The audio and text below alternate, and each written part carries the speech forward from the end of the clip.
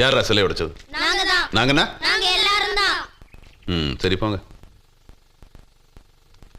Cricket விளையாடுறப்போ சிலையை உடைச்சது எந்த பசங்க தான்.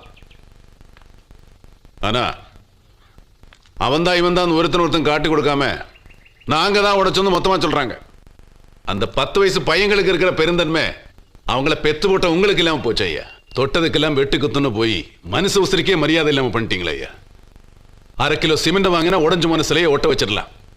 எத்தனை கோடி கொடுத்தாலும் போன உசிரி திருப்பி வாங்க முடியுமையா? அது எப்படிங்க? எங்க ஜாதிக்கு ஒரு ஆவணங்கிறப்பா. பாப்பா, உன் பையனுக்கு இன்ஜினியரிங் காலேஜ் சீட்டு கேட்டு போனியே, என்னாச்சு? கிடைக்கலைங்க. ஏன்? உங்க ஜாதி பேர்ல தானே இந்த காலேஜ் இருக்கு. காலேஜ் நடத்தணும் நீ ஒரே ஜாதி தானே? ஆமாங்க. அப்புறம் ஏன் உன் பையனுக்கு சீட்லன்னு சொன்னாங்க? ஒரு சீட்டுக்கு 10 லட்சம் கேட்கறாங்க. வெக்கமா இல்ல? உண்மையில நீ நல்லா இருக்குன்னு நினைச்சிருந்தா உன் பையனுக்கு இலவசமா சீட் கொடுத்துருக்கணும். கொடுக்க மாட்டாங்க. ஏன்னா ஜாதி சேவை செய்யறதுக்காக காலேஜ் கட்டல, பணம்